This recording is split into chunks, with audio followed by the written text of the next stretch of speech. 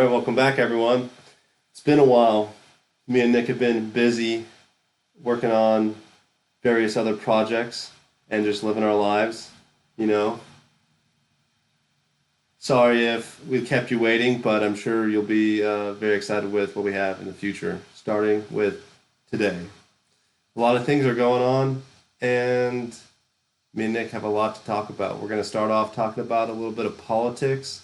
Some of you may or may not like that, but me and Nick give a pretty interesting opinion on it. So we'll start it off with the border wall.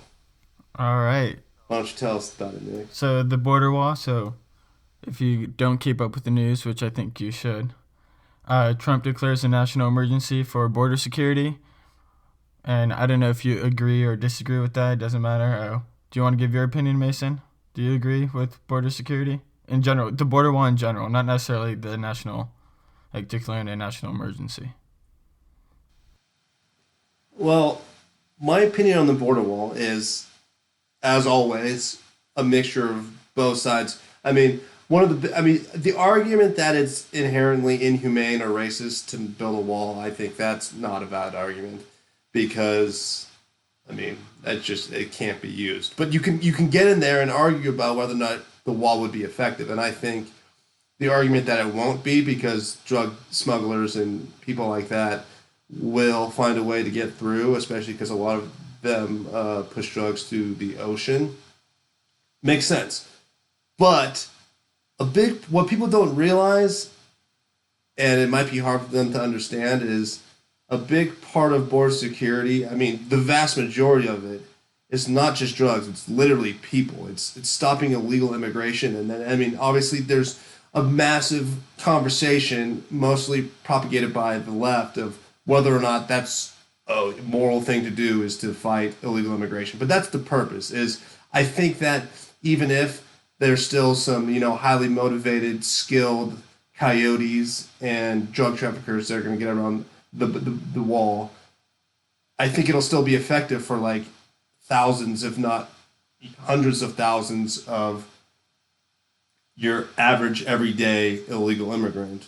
And then you can go into the conversation of, I'm cool to have the conversation of, should we be allowing them in? I'm personally a proponent for an increase in legal immigration. Well, that's a conversation to have, but I definitely have a hard time wrapping my head around the idea that all immigration should be allowed. Yeah, I get that. But maybe I'm just indoctrinated by the ideas of a closed bordered system. Who am I? Well, like for me personally, I think the argument that the president uses is like the drugs, stopping drug trafficking. So I'm for the wall if you consider like the like sex traffickers, because they're not gonna go through legal ports of entries most likely. They're gonna smuggle them through the or illegally. So that in that case, I'm for the wall. But if it comes to, like, if we're talking drugs, like 90% of drug seizures happens at like a legal port of entry. So you can't really say that you're trying to stop drugs because most of the time the drugs aren't moving through through the border illegally. Right. I guess one of the things that upsets me about the defense that the left is using is they're saying that one, it's a waste of money, and even if we only get a minute amount of saved revenue from whatever drain that illegal immigration has in our economy, like it would be paid back for in like 10 minutes. So that's the first thing is like I don't know the actual statistics, but some people would argue that it's in the high tens of billions of dollars a year um, is quote unquote lost from the economy based on illegal immigration. I mean, a lot of it goes back to Mexico, which once again, like I'm not saying that that's a horrible thing. If you're going to send money back home to your family, be a legal immigrant, and then it can be tracked and whatnot. But that's the argument that it. Well, so like like the financial aspect, like the money. I understand the whole like immigrants use money and all that. Like there was a report, I think it was in December, that like 63% of non-citizen households access welfare programs compared to the 35% of native households. So if that's the argument that they want to use, but that's more of like a generalized immigration completely. I think just the view of when people come to America now is different than it was 20, 30 years ago. When you were to come here, it was more to pursue a better life and work hard. Now we've kind of become more of a welfare state. Right. It's interesting. It's very. Well, the most interesting part of it is that it's a conversation that needs to be had, and it shouldn't be two dummies talking on a podcast. It should be congressmen having this conversation, but it won't never happen because it's too polarized. It actually might happen. I think it will, and this might be. And if there's one thing that you can give Trump, and I'm telling you, this is a for many people this is a horrible thing, but one that I still gets me excited. I don't know if it's because I like conflict and I like exposing people or whatnot. I think it's interesting. I think it's funny to call people out. So, but my point is, this is unprecedented. Like the things that Trump has done, whether it's shut down the government, which you may or may not agree with, and declaring a national emergency. Like, if anything, at least it changes the normal ebb and flow of politics, which a lot of people would consider that an ignorant point of view because, well, it's changing it for the worse. But I don't know. I don't know. I just every time I see a mainstream politician freak out, it usually puts a smile on my face. Well, yeah, well, a lot of them are career politicians, which I think in general we shouldn't have career politicians. It shouldn't be a career. I think that's just ridiculous. No, we've probably talked about this before, but the purpose of a politician is supposed to be the most successful people from within a society, whether it's business, whether it's law, whether it's entrepreneurship, or military service, whatever it is, the best people live and pursue a very successful career, and then after that they give back to the country that enabled their success by using the skills that they learned throughout their career to give back and now lead the country to provide and to create more of the opportunity that they took advantage of throughout their career, and they're using their experience that they gained along the way to fucking make good decisions. And I mean, now that's obviously not what happened nowadays. Like nowadays, there are career politicians. There's politicians that aren't trying to create more opportunity for other people. It's a left versus right, mindset, and the idea that there's. I mean, when you look at some of these politicians, and once again, like it's not all of them, but there's a good handful of politicians that legitimately don't know what success is. How can you be dictating a way that the government creates opportunity, protects rights, protects liberties, when you don't even know what that means yet? You don't even, you have no idea what it means, especially when it's on a national level and you haven't experienced anything outside of your current state. I was listening to someone talk once, and they were saying that the difference between someone living in Montana and someone living in New York City is two different countries.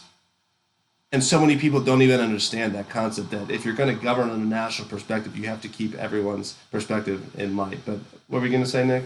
Well, I was going to say how, like you said, they've never actually experienced like what a lot of the issues are like domestically. They don't understand any of it. Most of them get a 4-year degree, usually political science, which that doesn't really break down each issue and how it relates to the people living in a certain area. It's just a generic degree. And then they go to law school for, I think, 3 years, because that's a constitutional law degree is 3 years, I'm pretty sure.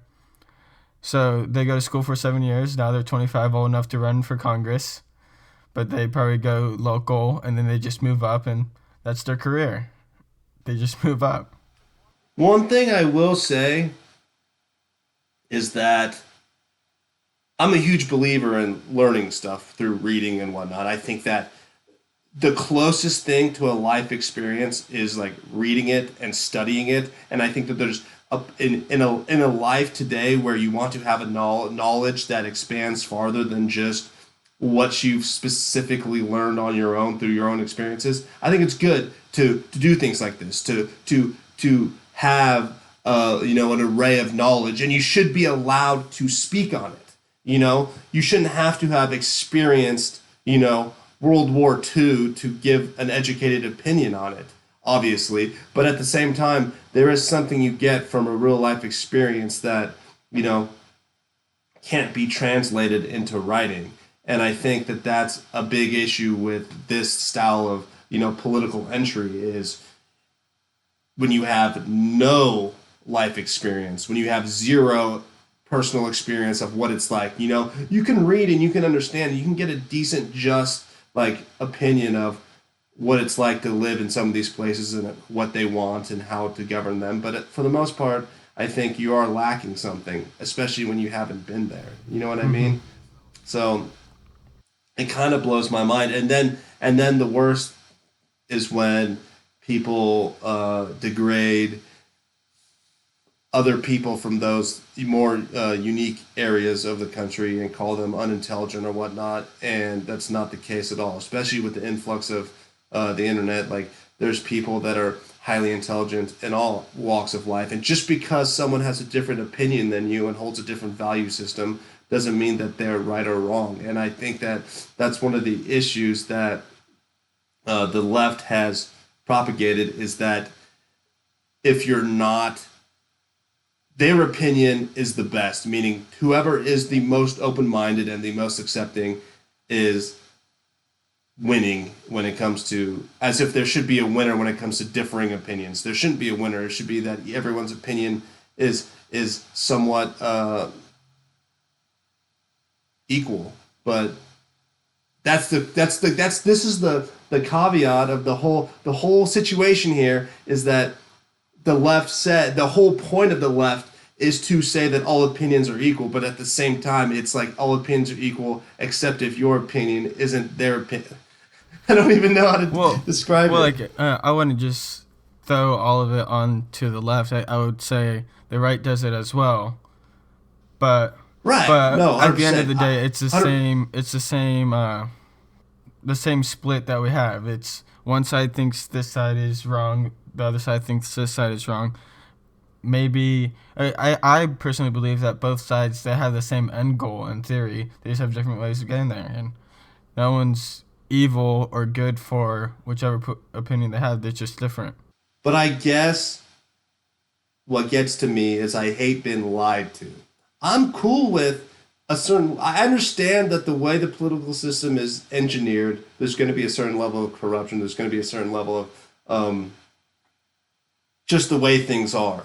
But admit it. And I think one thing the right does is the right holds their opinions, understands that they're not God's gift to equality and like open mindedness, and they admit it, and they're like, "This is what we believe." But I think that's what bugs me on the left is even if they are doing the same thing the right's doing, they also hold this, you know, higher than mighty opinion about themselves, which is not the way it's supposed to work. The way the political system is supposed to. it's the same thing.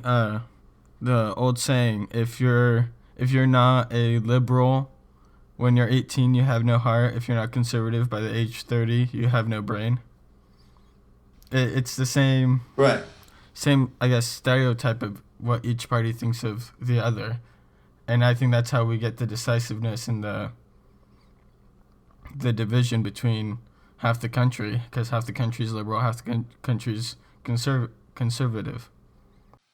And I think that if you're listening to this, some people might think that we're not like we're hardcore conservative or something, but we're actually we're not. And I really hate. What I won't do is I won't say that I'm a centrist because I can't say that. Well, we're just center and we don't like politics. No, I think that that's one of the worst things you can do is say, well, I just don't participate in politics and I have center views. Like that's not the case. But I think that me and Nick's views can range from anything from hyper conservative to hyper liberal, just depending on whatever the topic is. And and I definitely see it. There's a vast need for Democrats. There's a need for this. Is what I know, if you're a conservative, listen to this, you're going to hate it. But there's a need for liberals. There's a need for people because in a high functioning society like the one we have, it's based on hierarchies and people being massively successful. And the reality is, in some cases, there's going to be people that for whatever reason fail or for whatever reason can't survive in this winner takes all society. And who's there to protect them? It's going to be the liberals. It's going to be the Democrats, and they play a function. They play a role, and it's what they're. That's why we have a polarized society, is because each side plays a role. But the argument should be that we're here to balance each other out, not to try to overtake each other. Yeah, and well, we got a little off topic, but do you want to tell them a little bit about the national emergency declaration, like more about the specific one? Yeah. So the first thing to note is that there's about 28 to 31. I couldn't really get the exact number, but that's only three off. But 28 to 31 current national emergencies, meaning that there's been about 60 national emergencies ever declared, but a lot of them will be rescinded once the emergency is over. But right now there's 30 national emergencies currently at play.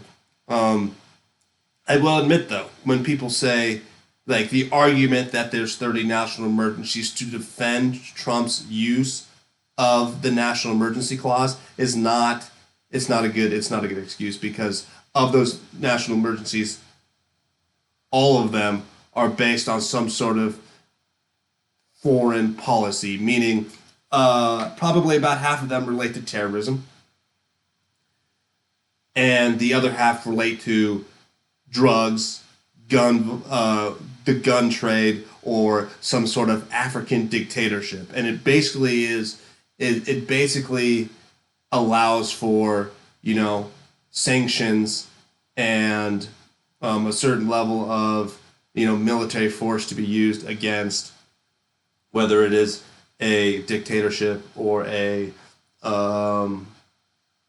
terrorist organization or something of that nature, or like the drug trade. So to say that a national emergency is a valid use for building a wall, I don't know, but I do know that effectively, if it went through, it's effective in that instead of getting the $5 billion that he asked for, he's going to get about $8 billion. The first being about the $1.5 billion that's going to come from just already being allocated by Congress in the agreement that happened in the past recently. And then there's going to be another $1 billion that comes from Congress. And then there's going to be about $5 billion that comes from military construction allocation funds. So like it'll be effective. Well, like what you were saying about the national emergencies, like it doesn't. I can see how, like I'm sure it will go to the Supreme Court because that's what a lot of big policies go to. But I can see how they can make the argument for national emergency. It's for national protection, blah blah, border security. But one of the worries I have with it is the precedent it's going to set, or it's going to set for like future presidents. For the people who are hardcore Trump fans, they love it. They're like, all right, we're going to get our wall. But what happens when he's no longer president and an extreme progressive takes over in office?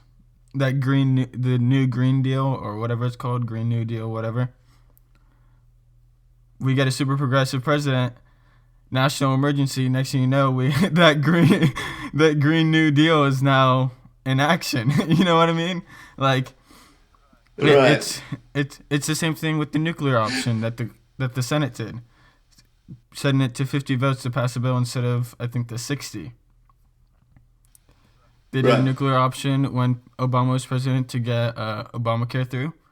And next you know, Trump takes office. They did it for the Supreme Court. It's it's a game that no side's going to end up winning. It's just going to cause more damage. So what's the nuclear option? Explain that The quickly. nuclear option was basically in the Senate. You need 60. You did need 60 votes to pass like a bill. Then when Right. you set the nuclear option, it sets it to just simple majority. So 51 is all you need. How is that invoked, or what's the purpose of The purpose of that of is even doing so that? you can get something passed. So the Obama administration and the Senate at the time. Right, but who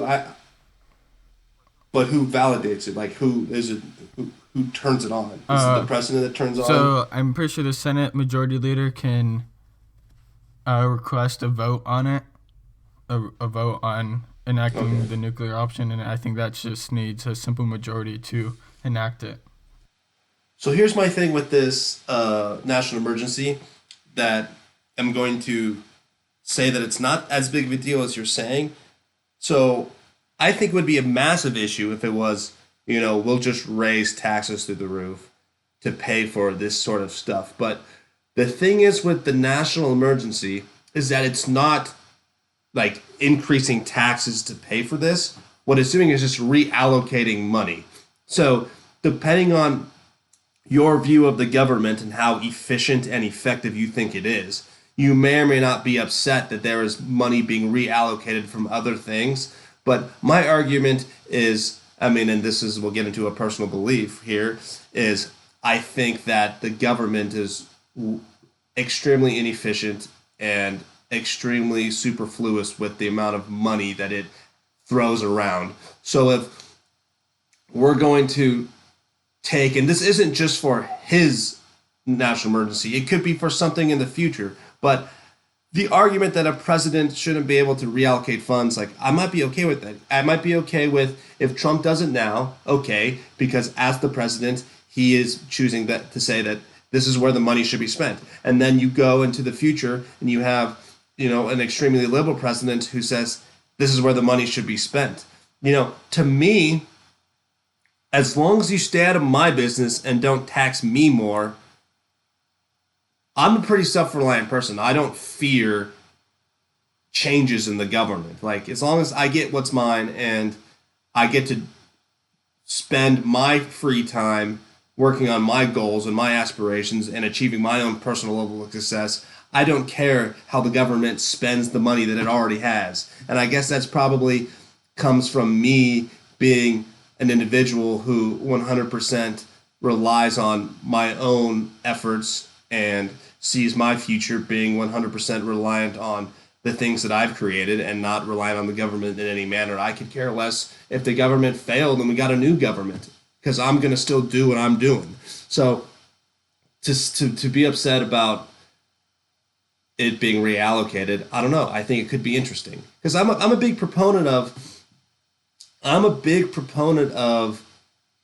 presidents being able to make decisions. Like that's one reason why, and there's a whole argument, there's a whole conversation to be had here. But China is essentially a dictatorship, and they get stuff done, whether it's a good thing or a bad thing or a right thing or a wrong thing. Things get done because their president just has power.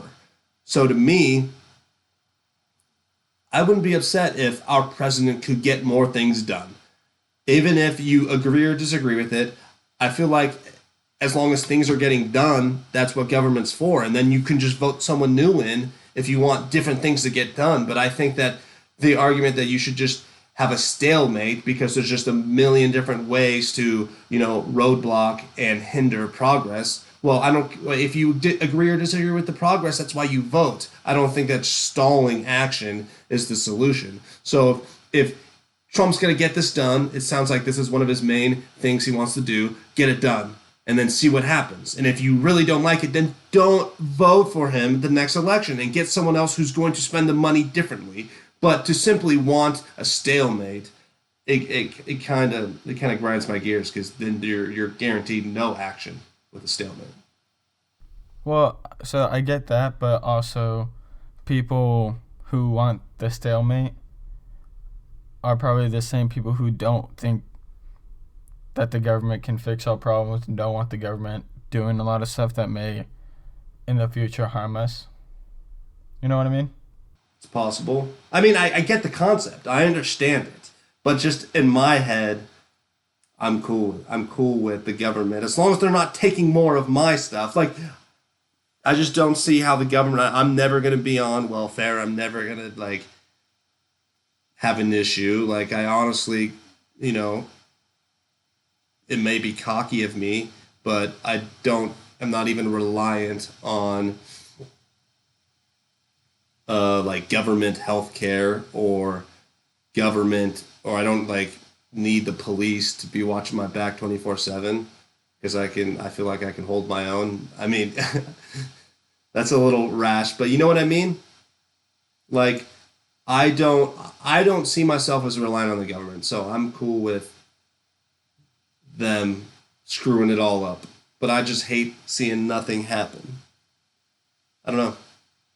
But in other news, speaking of politics and presidencies, if you want to change from the old Donald, you can vote for Andrew Yang. I was listening to one of his videos. You guys probably don't even know who he is. Andrew Yang is running for president. He's Do you know what party he's running for or running in? he's running as a Democrat because you have to, which is another thing that's a necessity of politics. You have to play the game, and that's the first step of playing the game is you have to pick a party that actually has a chance to win, and there's two parties that do, and so he's running as a Democrat. Um, he currently holds about 1% projections of votes, which is what you need in order to be validated as like a legitimate candidate and make the ballot. So he's made the ballot. He is. Let me give you a little background. Let me see. I can remember it. He got a degree in economics from Columbia. No, that's not right. He got a degree from another college in New York, and then he got his law degree from Columbia. Anyways, the guy's a genius.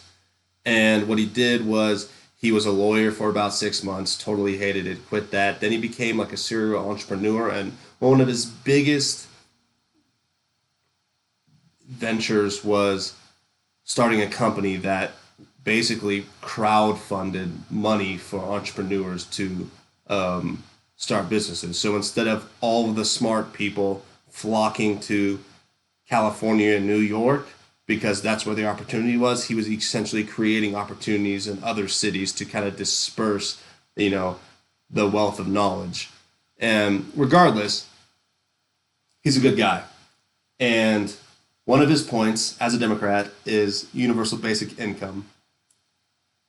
And what that is, where for him specifically, it would be that every person in the country gets $1,000 a month, which is cool. Is that the number he said, or is that like the example you're saying? Right. So his point was everyone would get $1,000 a month. He calls it the Freedom Dividend, and from there, it's just enough to take the edge off. It's enough to where if you get fired from your job, you can survive for a month or two until you get a new one. If you want to take a risk at being an entrepreneur or something like that, you're not going to starve to death. And that's the point also, is it's also not enough to live off of, so you can't just live off of it. You're going to have to work. And amongst other things, his biggest point of it, which we'll talk about in a minute, but his point is, with the increase of technology, jobs are simply being eliminated. And even though jobs are eliminated, the same production value is being created. It's just by robots. So at this point, let's extrapolate this to the extreme that one day we live in a utopia where 100% of all work is done by robots and people don't need to do anything besides sit around and twiddle their thumbs and play basketball, or whatever it is that you enjoy doing. So at that point, what's supposed to happen? Is it supposed to be the 5 people that own all the robots just be quadrillionaires, and then everyone else is homeless, and at some point there's got to be some redistribution of wealth if we pull it to that extreme where there's literally zero jobs left on this planet. Now, that's way far from reality, and arguably there's a whole, array of different paths you can take along the journey to get there. But that's his point for universal basic income. Well, so what do you have? What are your thoughts? So the idea of universal basic income, me personally, I think it's either that or welfare, which the welfare system, there's a lot of different programs and all that. I like the idea of just one fund, but the 1,000 a month, the thing about that is you could either use it for like a security blanket, so if shit hits the fan, you get fired, something medical comes up, you save the 12,000 every year just for security. Or you could use the 12,000. My personal opinion, I would probably, if I was getting 12,000 extra a year on a universal basic income, I would use that money for just future investments, save it up, buy some property. So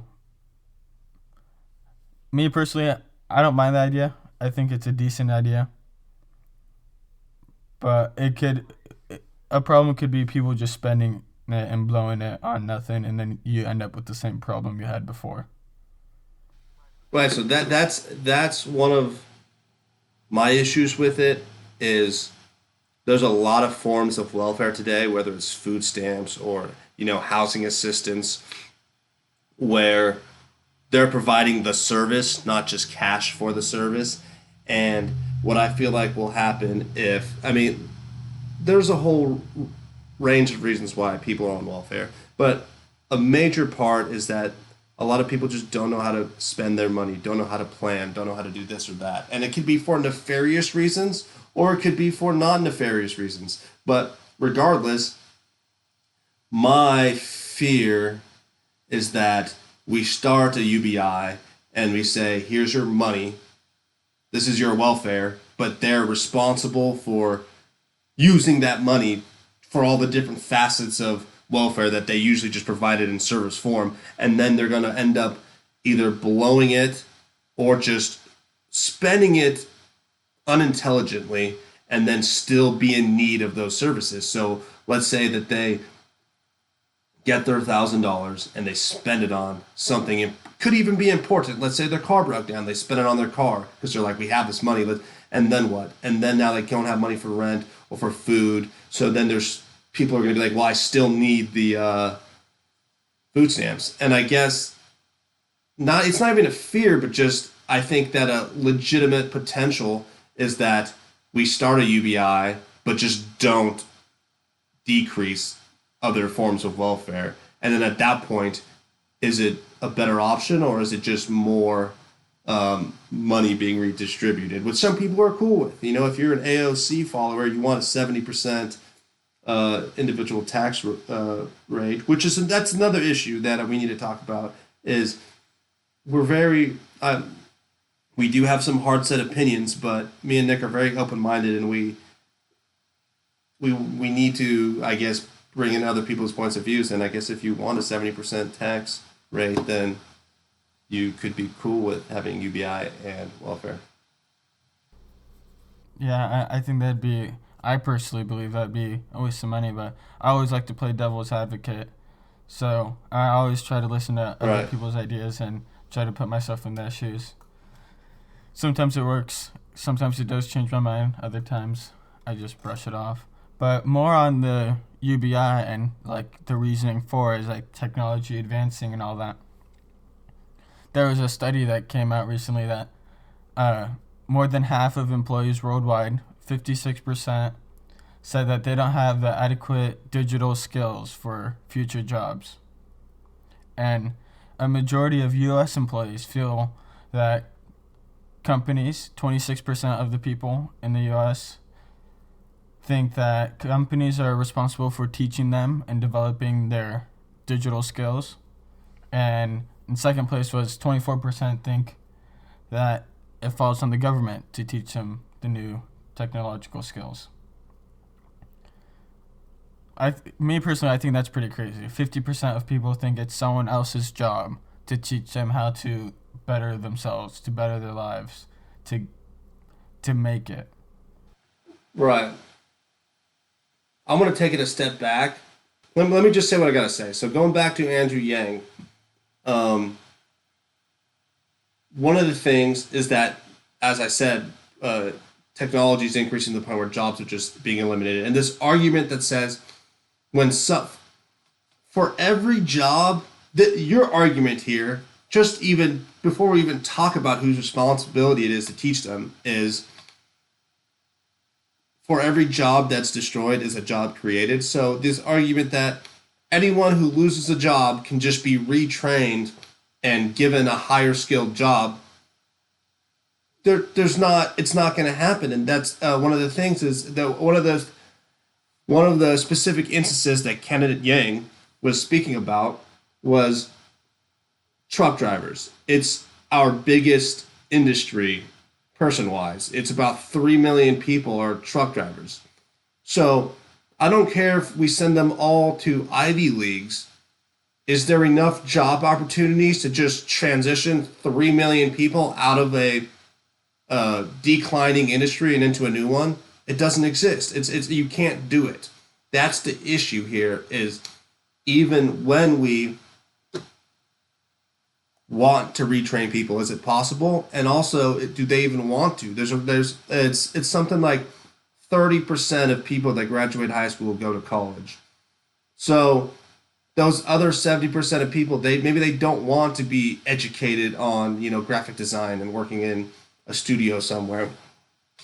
And tying this back into immigration real quick, there's a quick touchback is people want to have immigration at a continuously increasing level, comparable, and a big validation for that is just historic immigration, and people are calling other people racist for wanting to hinder the current immigration, which is mostly ethnic people versus the past when it was European. But the question there is, with this increased technological advancement and a decrease in jobs, especially lower level jobs, even if we increase our immigration, those are most people that immigrate here are trying to get a unskilled job. So now we're eliminating unskilled jobs by the masses, and the people we're bringing in want unskilled jobs, and the people that have our unskilled jobs are losing their unskilled jobs. Are we supposed to send every person in this country to some sort of tech school? You can't. It's not going to be possible. Yeah, I agree with that. But it's the idea of you can't teach an old dog new tricks. So I agree with you on that point. But then again, for like the younger people, people who are mid 20s, early 20s, who are getting into these jobs that slowly technology is advancing and starting to make these jobs obsolete, I personally think the responsibility should fall on them for not advancing their skills.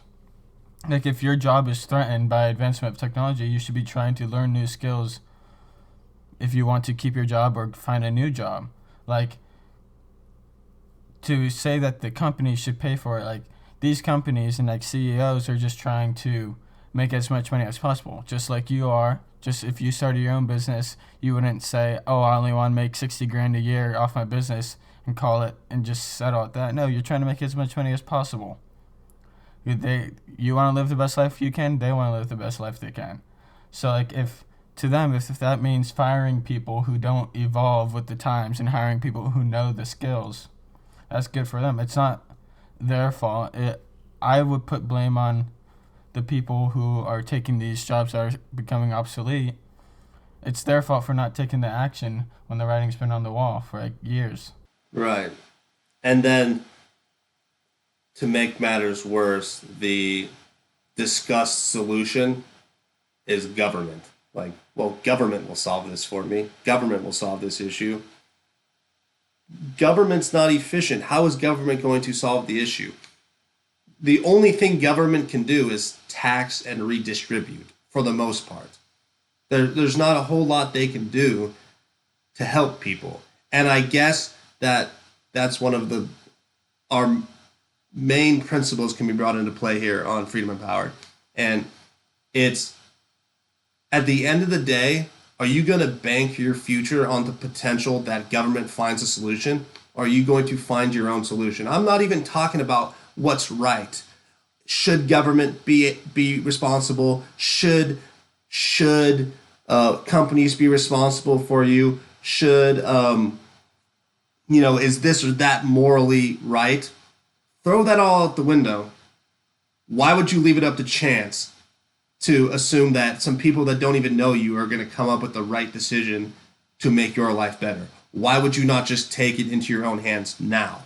And then you can be guaranteed the solution of you being taken care of because you know that you're going to put in the work necessary to get there. Why would you even leave it up to chance for some politician or some CEO to make the right loving call to take care of you?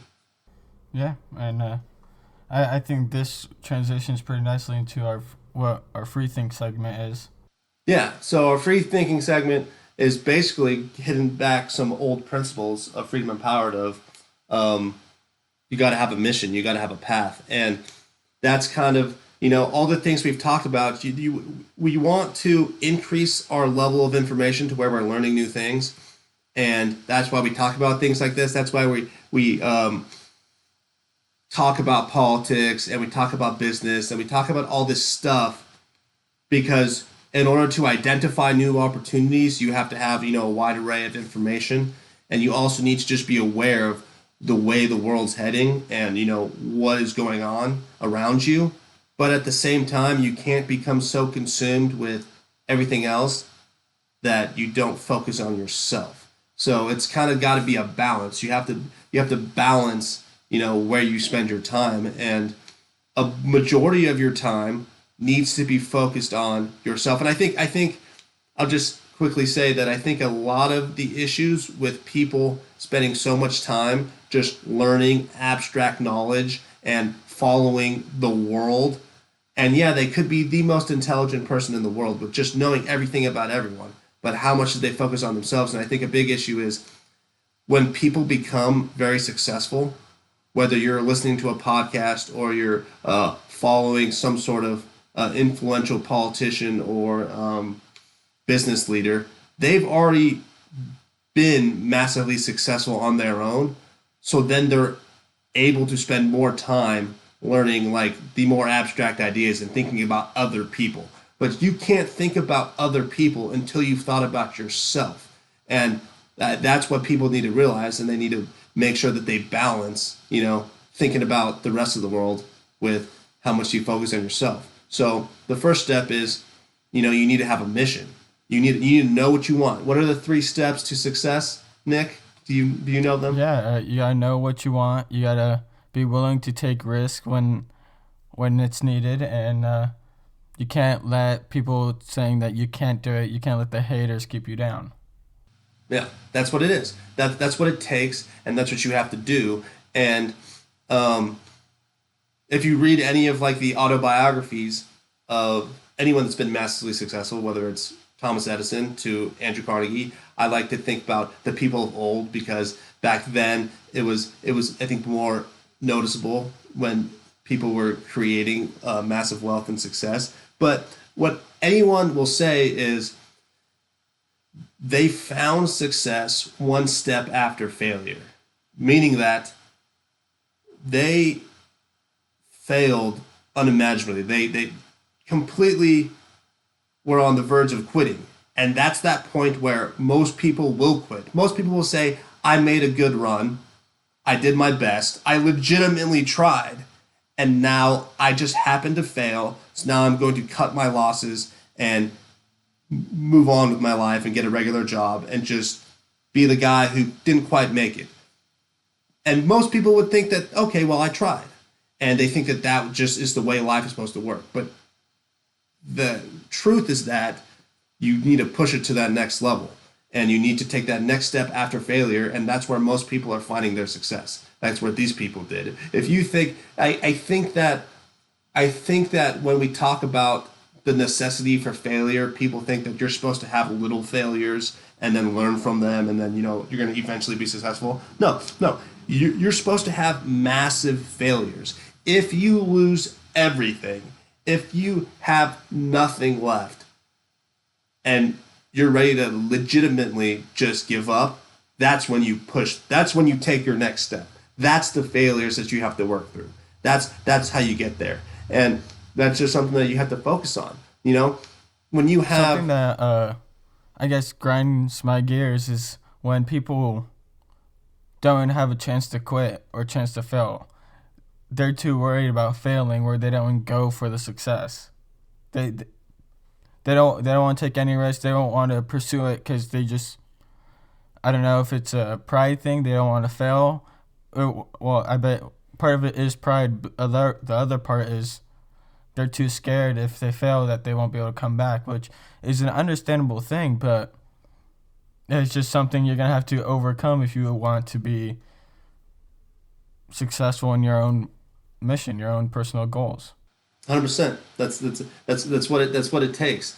I mean, when you focus in on your mission and you make it the only thing that matters. Like, I don't know how else to describe this besides say that, but you guys need to let it sink in. It's got to be the only thing that matters to you. It means you burn bridges. It means that you lose friends. Your family might turn on. Everything. The need to succeed at your mission is the only thing that matters. I think what a lot of people think is that they're living their life. They have their goal. They've done a good job. They've created a goal. They've taken risk, and they pursue it, like with a decent amount of effort. But then if they fail, what they'll do is they'll change their goal, and then try again.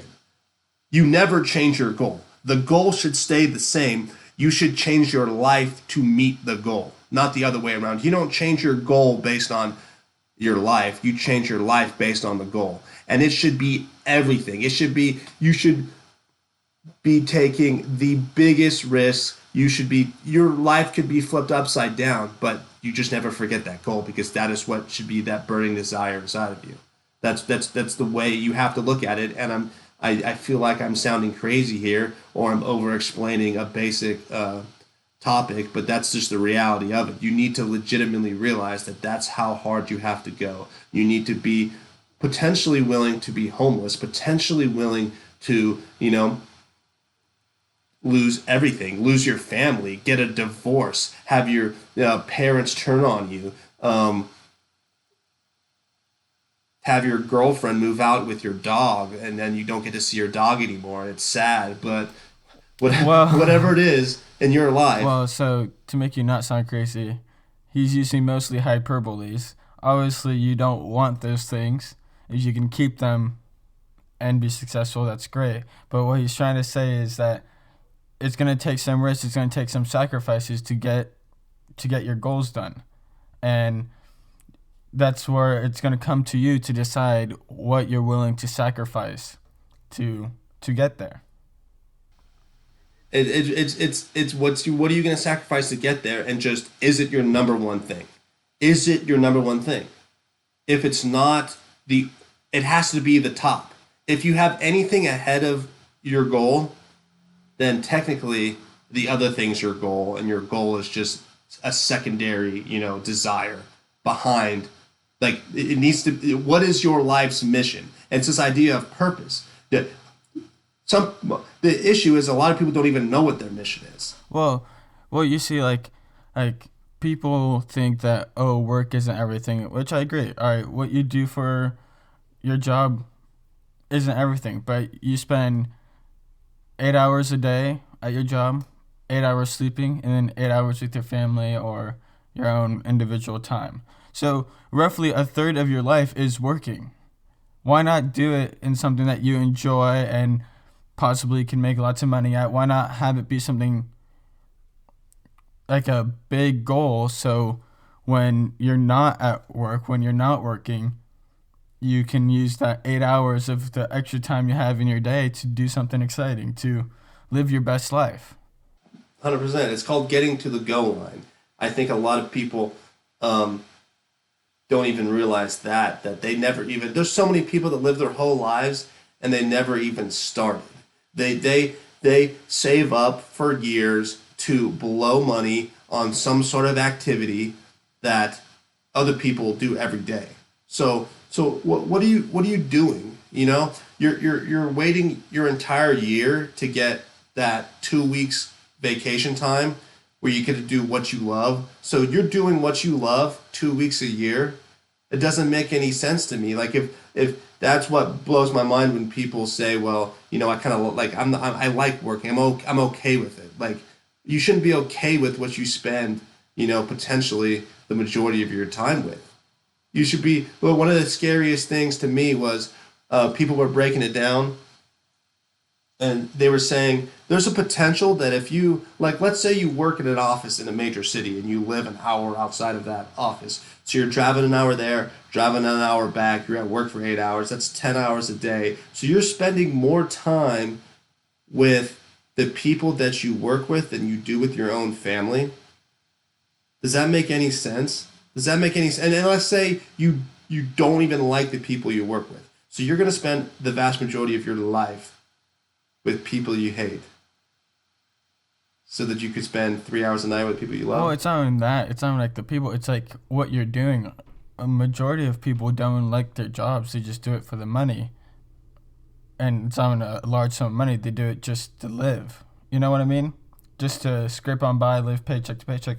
Why not pursue something greater than that? No. What do you have to lose? A job that you don't like? You know what I mean? Is this something you spend 10 hours a day of your life just you don't enjoy? People get pulled into patterns. People get pulled into routines, and then they feel like there's nothing they can do. And there's just a multitude of different uh, ways we could talk about this, different facets to the conversation, and that's what we aim to do here every day on this podcast is try to go over the different aspects of this, overarching idea. But if you don't understand the basic idea, you can never understand the rest of it. So there is this. I was reading this book, and one of the things that they said was, give me a second. I don't want to get in your way. Let me see if I can find it. Okay, it says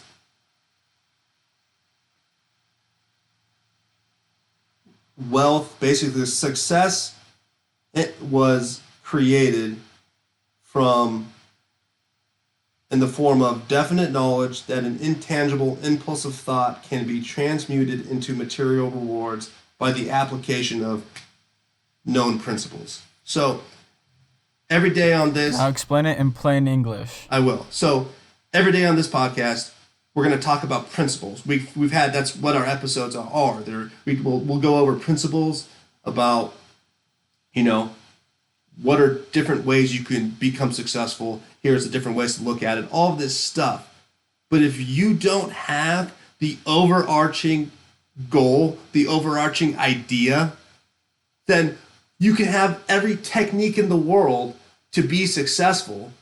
But if you don't have the idea and you aren't undyingly committed to that single idea, you're never going to get there. If you continue to change your idea every couple months when you hit a wall or you experience some sort of failure, it doesn't matter how many techniques you have.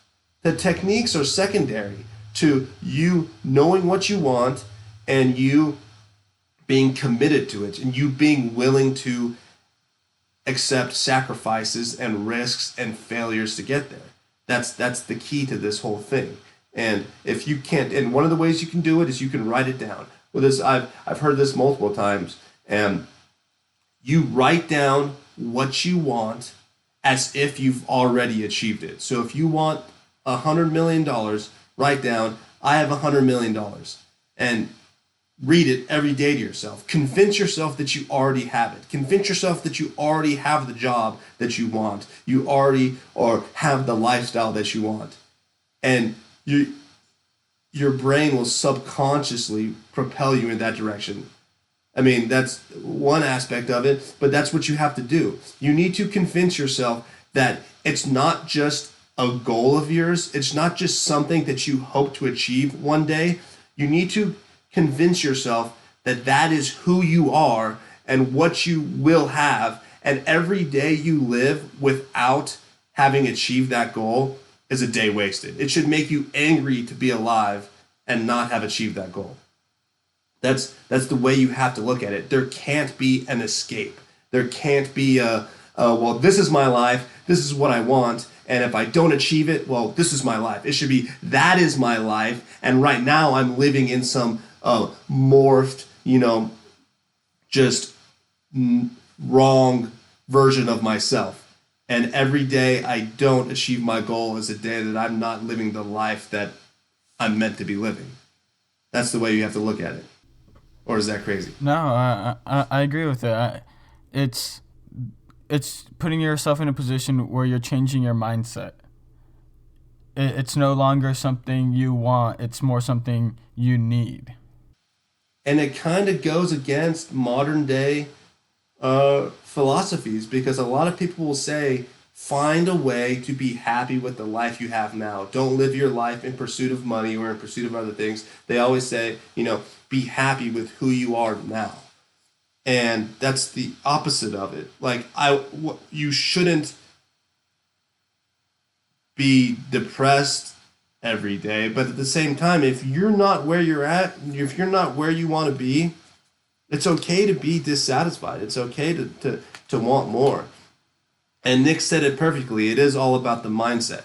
There's not, people don't just achieve success. They become successful people, and then success just comes to them because they're living a lifestyle and pursuing ideologies and, learning and growing as a successful person, and then that's when success follows. Unsuccessful people can't force success, negative, people who don't believe and don't live a lifestyle of success aren't gonna generate the level of success that they want. You have to change your life. This has to be an awakening for you. And I don't think I want to beat it to death, because we'll definitely have more conversations about it in the future. But that's just my point right now, is if you are listening to this podcast because you want to find techniques to be successful, that's great. That's good and all. You can read as many books as you want, but you better have that goal. You better have that goal, or else there was no point in any of this. There's no point in reading any book about success. There's no point in reading anything, learning anything, studying anything, if you don't know what you want and you're not willing to sacrifice everything to achieve it. That's all I got, though. Anything, Nick? Yeah, I would just say, if you are one of those people who might have the mindset already or don't have the mindset, and you're working towards your goals, just don't quit when success could just be right around the corner. It could be right around the corner. But that's all we have for you guys today. So we're coming back from a 2-month break from the podcast, and new things is we're going to be releasing episodes every Wednesday now, not Tuesdays and Fridays, just due to the new schedules Mason and I have come up with. Just once a week, every Wednesday, and we'll potentially grow it to multiple episodes a week, but right now we're just backtracking to 1 episode a week. Remember, share the show with a friend. Share it. We're on Facebook, iTunes, wherever, and we'll talk to you guys next time.